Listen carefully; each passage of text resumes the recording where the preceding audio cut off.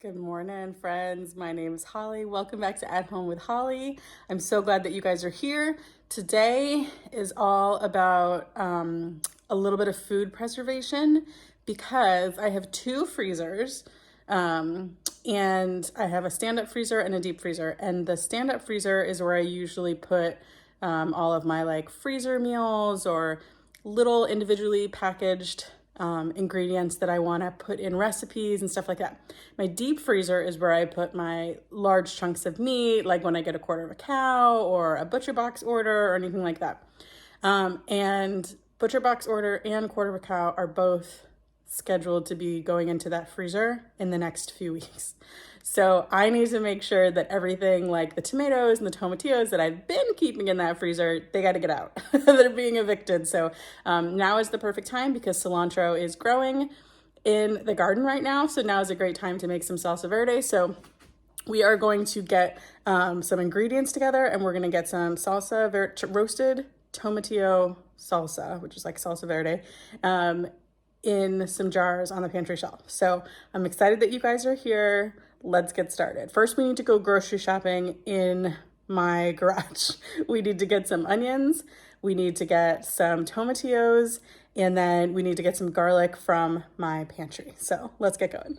So I'm actually going to come out here and grab some fresh cilantro for the garden for the salsa verde, but I wanted to take this minute to just kind of talk to you guys about, where to source some meat, right? So I'm lucky that I have a great farmer's market that I developed a relationship with a local farmer that raises grass-fed, grass-finished beef, and I'm able to buy a quarter or more whenever I would like.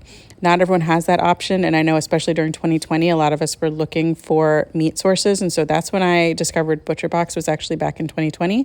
And the thing I love about them is they have grass-fed, grass-finished beef. Everything's organically grown, ethically sourced, and they not only have beef, but they have chicken, pork, seafood, all the things. And so a lot of the meat that I can't source locally still, I love getting from Butcher Box. And so I'll put a link below for you guys if you're interested in getting some more information about Butcher Box. It'll definitely save you a little bit of money. We're all just doing the best we can. I love eating meat, and I want to make sure that the animal that I'm eating just has one bad day and is raised and fed the way that I would want it to be raised and fed. So we are in my pantry and I have all of this garlic. Some of it, the bigger cloves, I'm going to use for seed. And the rest of it I'm going to peel up and put into pucks and stuff. But these were all the small ones that aren't going to be seed and need to be used up. So I don't like peeling the small ones. It takes a lot of time, but I just want to get these used up. So today is the perfect application for peeling up the small ones. Okay, so we've got onions. It called for white onions. I'm going to use up the red because I had a whole bunch of small ones in there that were red. So we're going to use up the red because they taste the same. Just for appearance wise. I've got purple tomatillos and green tomatillos, so there's already going to be flecks of other colors in there. It's not going to be like purely green, so that's okay with me. And then I've got our small little heads and cloves of garlic. So we're going to get these peeled, washed, and ready to get roasted in the oven. So the seed garlic, what I meant by that was the garlic that we grew last year, we're going to save all of the largest cloves of garlic and we're actually going to replant those in the fall. You plant your garlic in the fall and then in the early summer in my area, you harvest it, and the larger the bulbs that you plant, the larger the heads of garlic that you harvest. So, oh yes, my eyes were watering, so I needed to grab my daughter's swim goggles to get through these onions. But you want to replant the largest bulbs, the cloves that you have, and then you want to use up all the tiny ones, and after a few years, all you get are big ones. Okay, y'all. We got through chopping those onions. Those onions were strong. I had to pull out the goggles for that. I can usually get through some onions, but whew, those were strong. So those are going to be great. They looked perfect. When you're peeling your onions, especially the pretty red, purple onions, save all those skins for broth. Do as I say, not as I do, because I have like 3 Ziploc bags full of those skins already.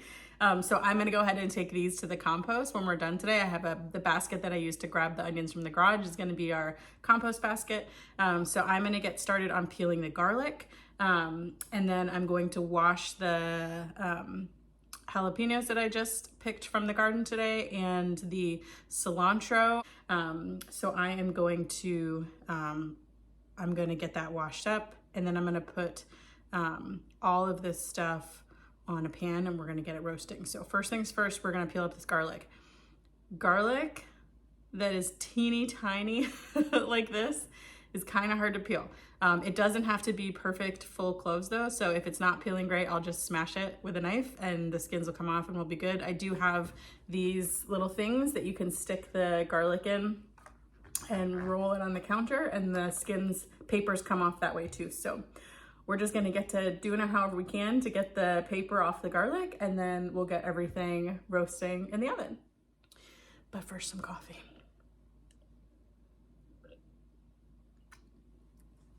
All right, let's get to chopping. So soft neck garlic and hard neck garlic. Hard neck garlic has this stalk that comes up through the middle. And that also means that you get a scape when you're growing it, which is like a double bonus product because you can eat the scapes just like you would like an oniony garlic. You can roast them, you can put them in stuff, dehydrate them, they're delicious.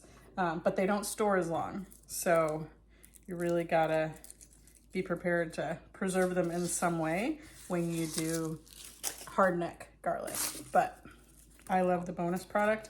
I have found there's no great way to do garlic. All the tricks of like shake it in a mason jar or put it in a metal bowl, like those things, they work a little, but honestly, there's no great way to do this. I find that just like pushing my palm, pushing it down real hard kind of separates them from the scape in the middle.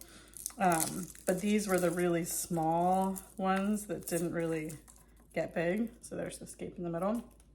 And then since these are just gonna be roasted, just smashing them with the back of your knife loosens up the papers. So anytime I'm gonna be just roasting them, that's kind of how I do them. If I'm gonna, you know, want them to be pretty and whole cloves, then I might be a little more careful and peel them, but they're all gonna be blended up, so. Now this recipe says, this recipe is actually from this book, the All New Blue Book of Canning, the All New Ball Book of Canning and Preserving, the blue one. This is actually the roasted salsa verde on page 167. I'm doubling this recipe.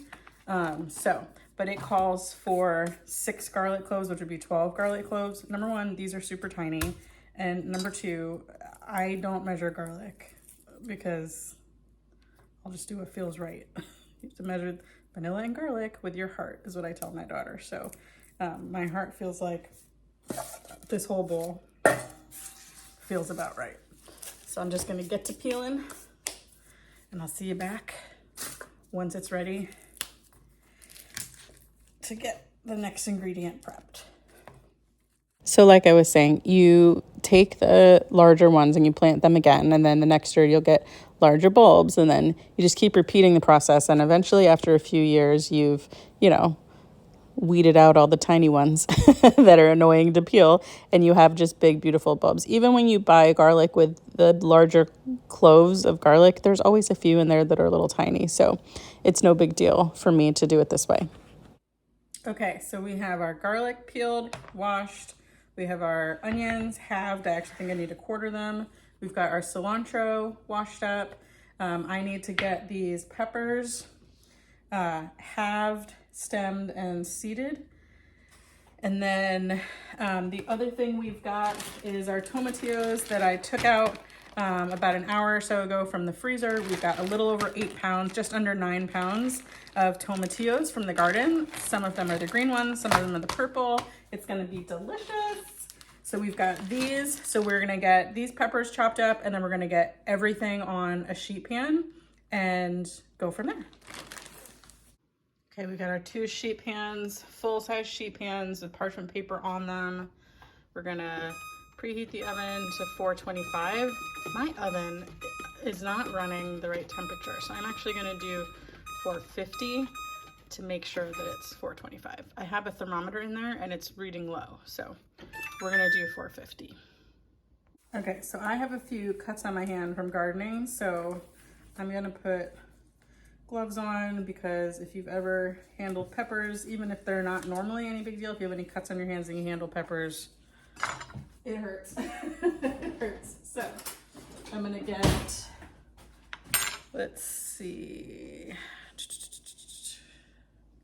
You know what? This actually says to add them whole, but I don't think I want to add all of them whole.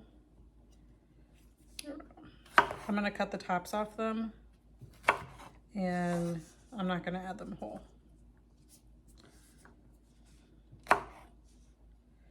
Some of these are small.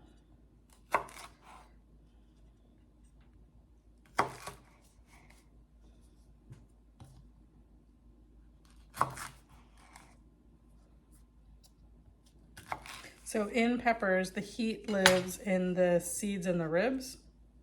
So all the heat is inside the pepper. So if you don't want it to be super spicy, but you want the flavor of jalapeno, then you just take out this. And then you still get the flavor of the jalapeno without the heat. These aren't super hot peppers, but I'm still gonna take out, I'm gonna take them out because I want Libby to be able to enjoy this, and she doesn't enjoy super spicy things. Neither do I really. I like things mild or medium, not a super heat kind of girl. So we'll get about half of the seeds scooped out. It's about half. And then the rest of these we'll just leave like that. Okay, so it's kind of 4. All right, so I didn't really need these, but better to be safe than sorry. Next, we're going to get the tomatillos. It says to chunk them and then add them to the roasters. So if they're big, I'll cut them in half. If not, I'll just throw them on there whole.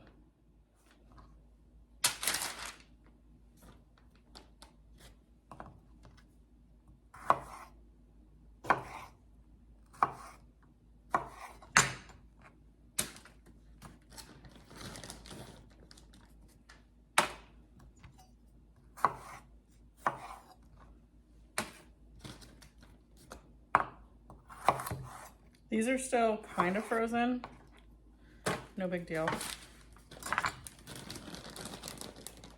Some of them are thawed, some of them are frozen. They're very cold either way. As I'm touching them, they're very cold. So if you've never really handled tomatillos before, when you first pull them off, they've got this paper coating on the outside, and underneath the paper is this skin, and it feels sticky.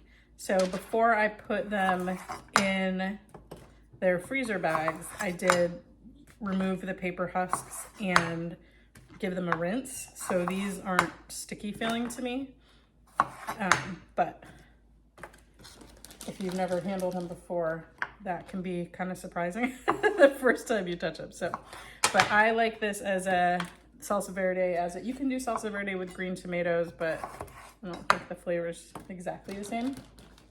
This is a really good like topping for enchiladas, or honestly with chips. It's really good. And there was a recipe in the Ball Book of Canning, not the blue one, and I followed it, and I jarred some of it last year, and honestly I thought it was way too like lemony. Like it didn't taste it. I didn't like it at all. And I read in the comments that a lot of people were like, that is overpowering the flavor of the tomato. Like wasn't the best, in my opinion, recipe.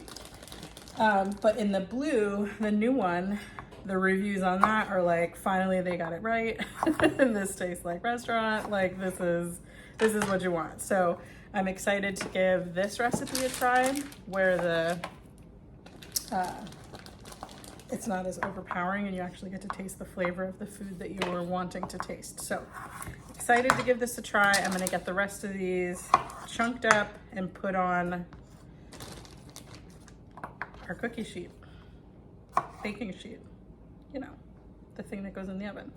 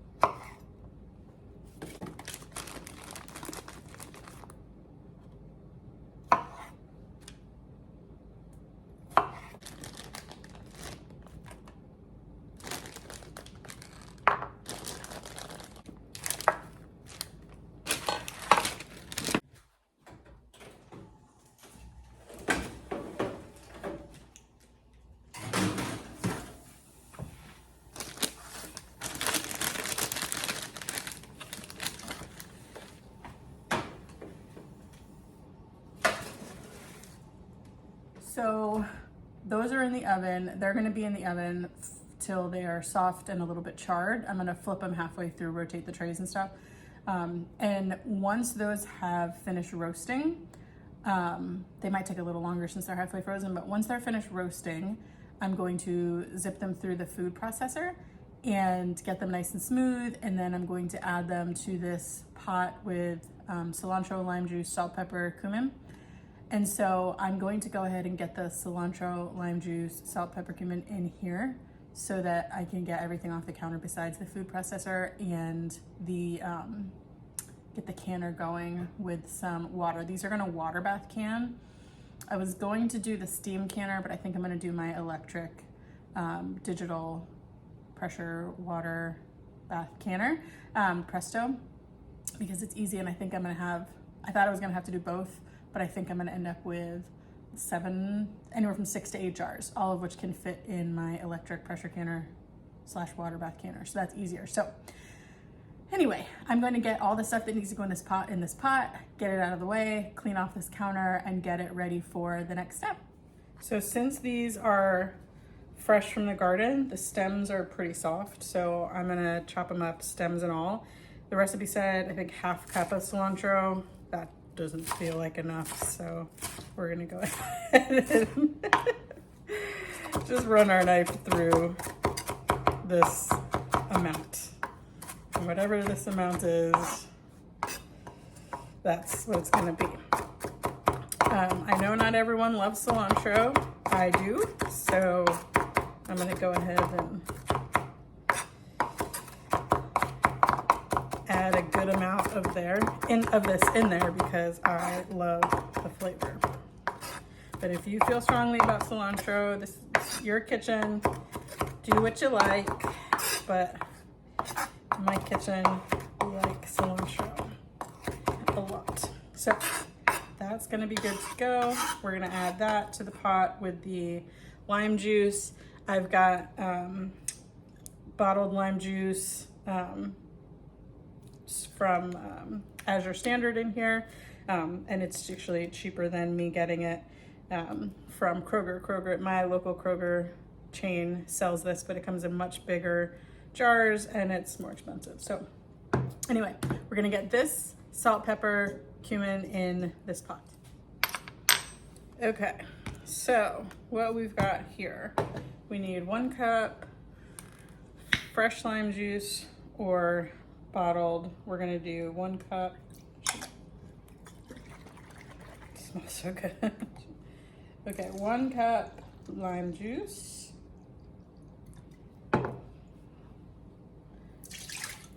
And then we're gonna do 2 teaspoons of salt, 1 teaspoon of pepper. So 2 teaspoons salt.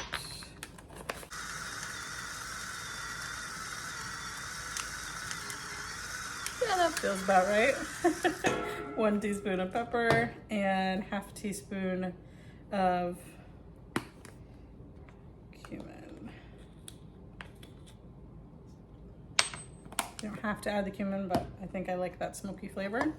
And then we're gonna get all of our cilantro in the pot, waiting for its friends, the tomatillo, onion, jalapeno, and garlic, to finish roasting.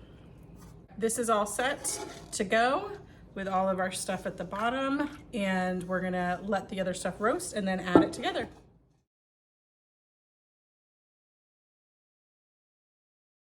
Okay, so I got to thinking about it, and I don't know why I would need to dirty this.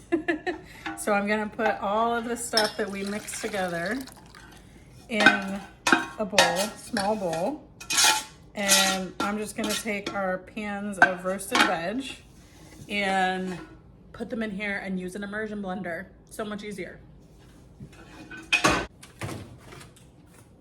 Oh goodness. Looks good. Smells good. My oven, my whole house smells really good right now.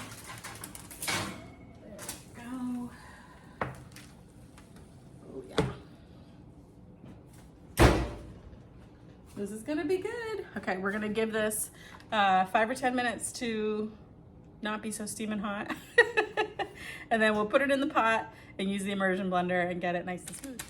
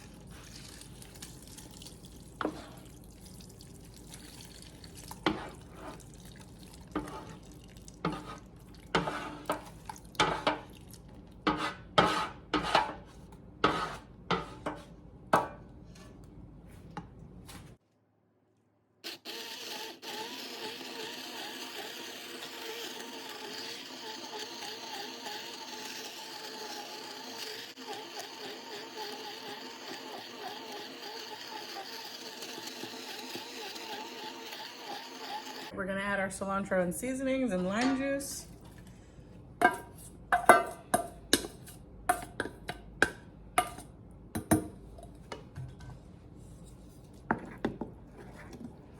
So definitely using some purple tomatillos and the purple onions. It's not quite as light green of a color, really.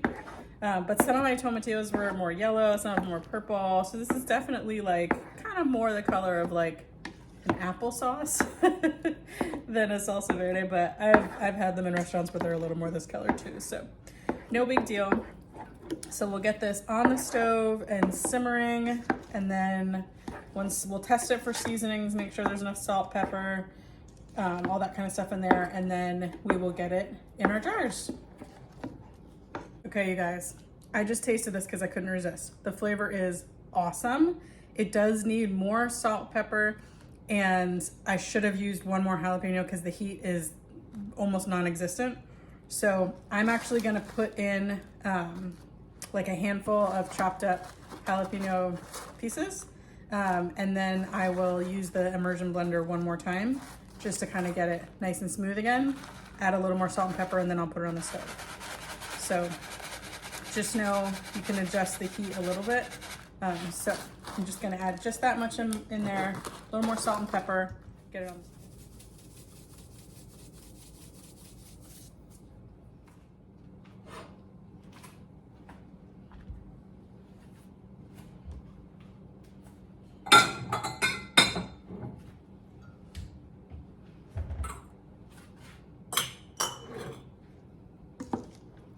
This looks so good.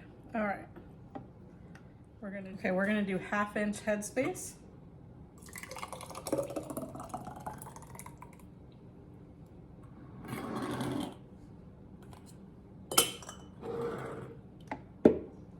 We'll see how many jars we get.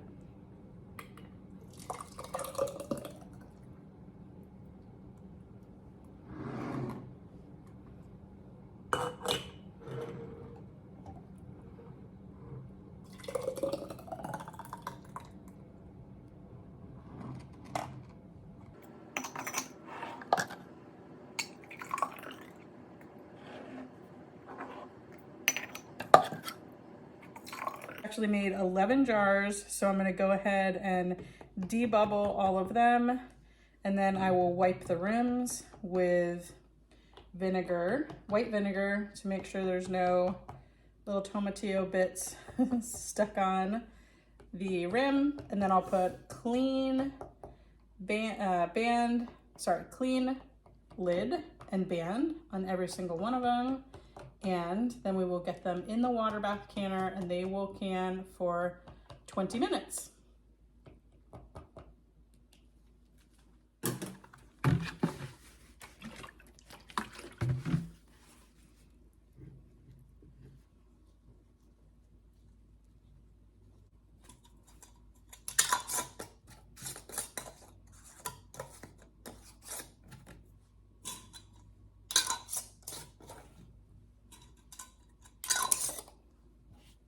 Okay, so we've got 4 jars in here. The water is covering them by at least an inch. Sorry, 7 jars in here, 4 jars to go in round number 2.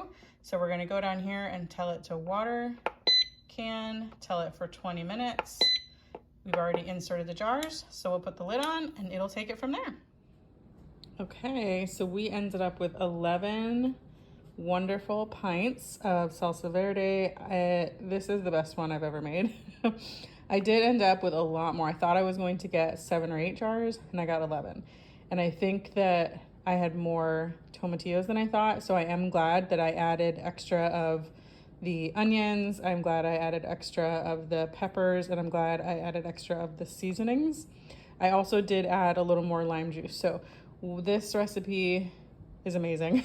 Way better than the one from the original ball book. So the first ball book, I've got them. The first ball book is this one, and the recipe in here is a little too, in my opinion, lemony, just a little strong.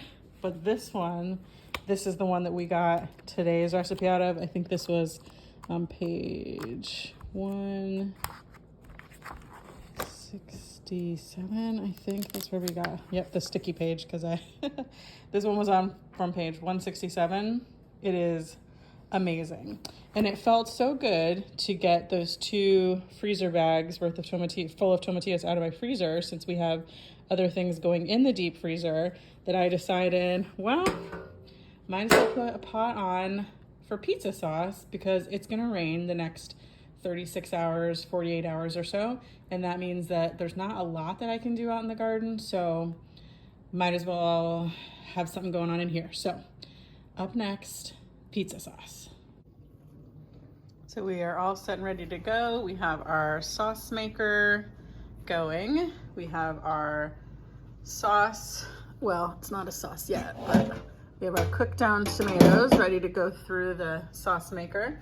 Our bowl for collecting for the finished sauce. Well, pureed tomatoes will go. Skimmed tomatoes, I guess, because there's not gonna be any seeds or skins. This is where the chunks will come out. And this is where our lovely pure tomato product will come out.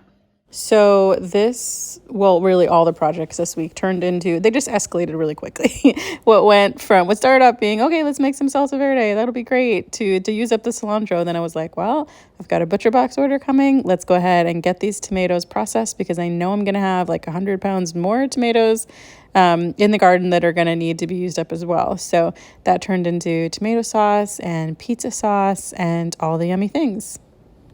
Ignore the noise from my dishwasher, but that is what's left. Just these little bits of skins and all of that awesome product that we're gonna now let simmer down and let all the flavors marry together. So like I was saying, as I add these herbs to make it into a pizza sauce, I just wanted to go ahead and use up all of the tomatoes that were in my freezer, because I know that number one, I needed the room for all the meat coming.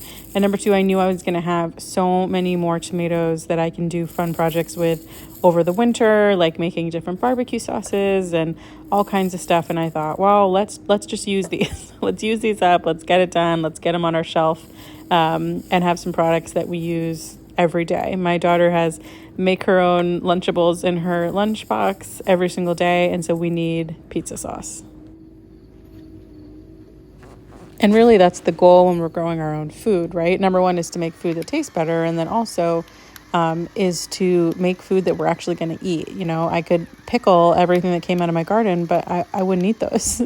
We eat pizza sauce every day for my daughter's school lunch. She needs that. And that's something that I can easily replace with a healthier, yummy version and save the money and all of the extra ingredients. So I was happy to use up the tomatoes that are in my freezer, get some room for all the meat that's coming in, and make products that my daughter's going to be able to enjoy every single day.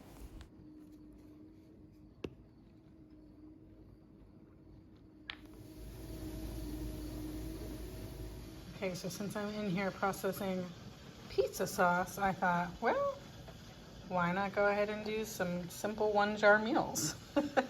So this one is from the Blue Book, the all-new blue one, Ball Book of Canning. And we're gonna do the chicken curry because again, I have cilantro fresh in my garden right now and I wanna use up everything fresh so that I get the taste of summer all winter long. So this sounded really good to me, so I am going to get all the ingredients. I'm gonna 1.5 times this recipe, so I'm actually gonna do 6 pints instead of 4 pints. Each of these 1 jar things turn into 4 pint jars, and I'm gonna do 6. So I'm gonna get these ingredients in. 1/2 teaspoon of salt in every single jar. Okay, so the recipe calls for chicken, it just says 2 pounds of boneless chicken. I prefer chicken thighs, so I'm going to do 3 pounds of boneless, skinless chicken thighs. Here we go. All right, I have all 6 jars filled with diced chicken thighs. Next ingredient. The recipe calls for 1.5 cups of potato, but I think sweet potato would be better. So I just peeled up this homegrown sweet potato from last year, and I'm gonna dice it up and get it into the jars. All right, 1/4 cups going in every single jar. I ended up with extra sweet potatoes, so I'm going to raw pack 1 pint of diced sweet potatoes for hash or anything else I want. Grab these homegrown onions from the garage, gonna get them chopped and washed up. All right, 1/4 cup in every single jar.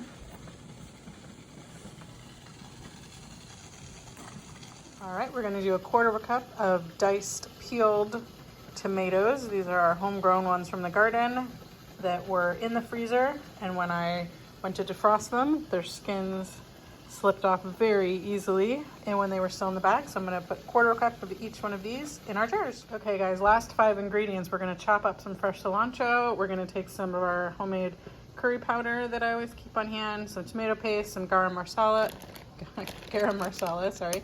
And then the recipe calls for raisins, so we're gonna put that in there too. I don't usually add that to my curry, but we'll try it. We'll try anything once.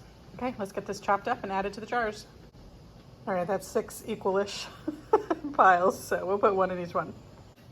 All right, cilantro in each jar. Next up, raisins. All right, raisins done. Still a little sketched out about that though, but that's all right. Okay, next is the garam masala, tomato paste, and some curry powder.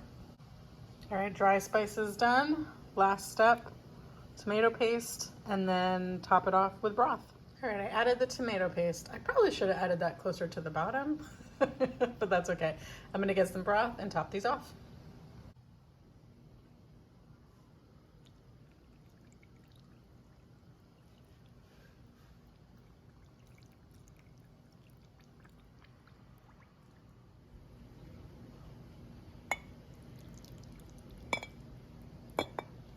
Probably should have got the funnel out too, but that is okay. So we're looking for 1-inch headspace. I'm definitely gonna have to debubble these. So, get my tool, poke around in there, and then we'll adjust till they're all at 1-inch headspace.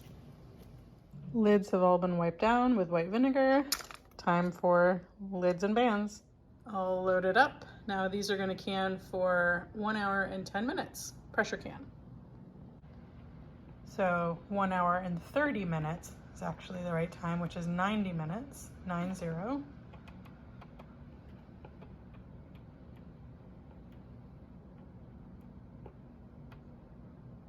Okay, press the arrow. There we go, press it again. There we go, it's gonna warm up and do all the things for us. Okay, so we have 1 jar of diced sweet potatoes, 5 jars of curry meal in a jar that I'll just serve over some rice, maybe add some cream to the sauce. And we have all of these jars of pizza sauce. That was a pretty good day. Pretty good day. Okay, so we have been getting a lot done. Over the last week or so, we have gotten done, well, no, less than that. We did salsa verde. We did a ton of 1/2 pints of pizza sauce. My daughter uses this every day for her school lunch. She packs a little bit of pizza dough and then the pizza sauce and some cheese, and she like makes her own like Lunchable basically from the stuff that I make her. And then we did the chicken curry and we did some diced sweet potatoes. We got all that done and we have one more, one more project, and we'll officially have cleared out my deep freezer of tomatoes. And that is a good thing because I needed room for the quarter of a cow and room for the fall tomatoes. We have just started harvesting from the 10 Roma and Golden Nugget plants. So we have a ton more tomatoes coming in. And honestly, even if we didn't have more coming in, I have made a year's worth of salsa, of pizza sauce, of spaghetti sauce, of all the things. And so now I'm just kind of able to play. I don't usually have this much of an excess. We had a really good bumper crop. So it's been fun to be able to not just make, 6 months worth of spaghetti sauce, but like a year's worth and stuff like that. So the last project in here is plain tomato sauce. I use that when I add it to my salsa that I'm canning. I use that for when I'm making stuffed peppers. And normally I don't have a bumper crop, and so I'm not able to make tomato paste or just plain tomato sauce to use for recipes. This year I can. So I've got a batch of tomato sauce simmering down. I ran that through the food mill this morning, and then ran some errands, did some outside stuff, and then it's been simmering down. It's reduced by a third to almost a half. So I'm gonna go ahead and call it, and we're gonna get it in these pint jars and on our shelf. You can see the mark from where it started. It has reduced down by quite a bit. I'm pretty happy with that. So let me give it a stir and try not to get splashed. It's definitely thickened up, and yeah, I'm gonna call it, and we're gonna get this in the jar. We'll see how many we get. Oh yeah, that looks great. So I have used my electric canner and I've used my steam canner over the last couple days. Now you can technically water bath or steam can these. This is just tomatoes. There's no seasoning, there's no onion, there's no garlic, there's nothing. This is just plain tomato sauce. I can make it into whatever I want, use it as the base for chili or, like I said, stuffed peppers or any of those things. You technically can water bath or steam can this. I'm gonna pressure can it because it's quicker. So I'm gonna do that because I have other stuff I need to get done today. So I'm gonna start with 8 jars. I don't know if it's gonna fill all 8, but to every single jar, I'm going to add a half a teaspoon of canning salt, or Redmond's real salt's what I use for everything, and then a quarter of a teaspoon of citric acid, just to keep things safe. So I'm gonna go ahead and get these in the jars, and then we'll get them in the canner.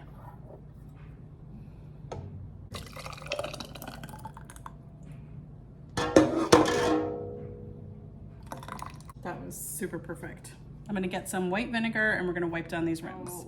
Clean paper towel with, oops, my cat knocked over stuff, with 5% acidity, white vinegar. That jar is hot. We're gonna make sure there's no bits on the rim.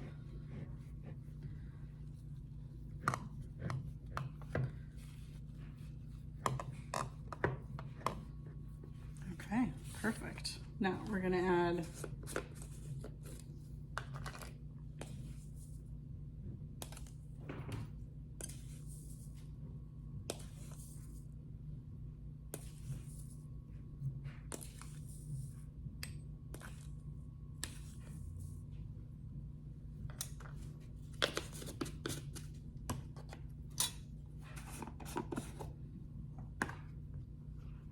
we're gonna add a quarter of a teaspoon of citric acid. You could use 1 tablespoon of lemon juice if you wanted. I didn't want to add any more liquid, and I don't enjoy the extra added flavor of lemon juice in my tomato products after I worked so hard to get them to the consistency that I want. So I'm gonna debubble and Mix those two things in at the same time.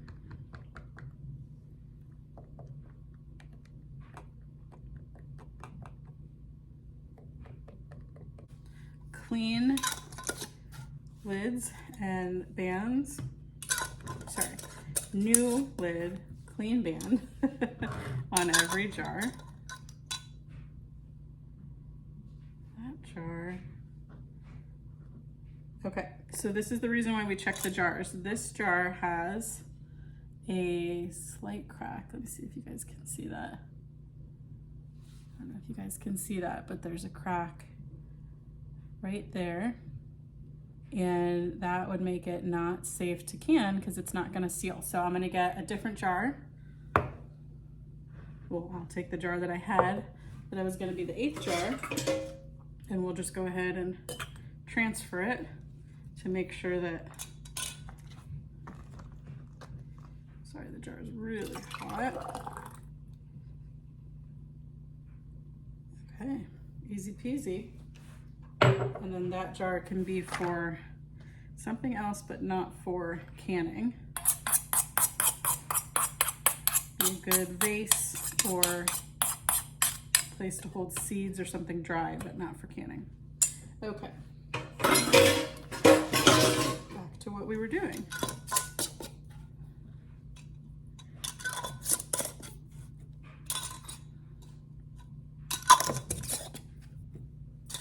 Finger tight.